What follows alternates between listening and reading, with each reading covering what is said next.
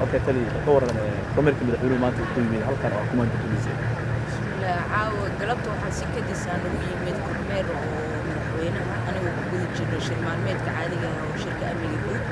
oo ka wada hadlaynay habka loo xoojin karo amniga iyo wada shaqaynta bulshada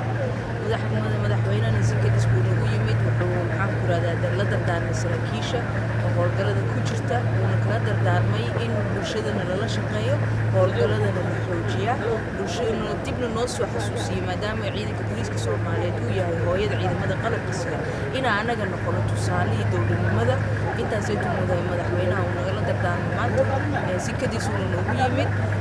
intaasoo shirkana ku saabsan wuxuu dib noo soo xasuusiyay horta kow anaga inaan nahay ciidan laga soo asaasay bulshada inaan nahay hooyada ciidamada qalabka sida oo anagana laga doonay inaan tusaale u noqono dhammaan ciidamada qalabka sida xasuusintana waa shay qaali oo ilaahay baa dhahay ina dakira tanfacu mu'miniin marka shirka maanta wuxuu noogu imaan si kadis inuu dib nagu soo xasuusiyaa aad uu noogula dardaarmay habdhaqanka iyo bulshada wuxuu sidoo kale noolaga dardaarmay inaan aad ka fogaano musuqmaasuqa iyo in tilaabo adag laga qaadi doono saraakiisha askarta ugu qabto musuqmaasuqa iyo xadgudubka bulshada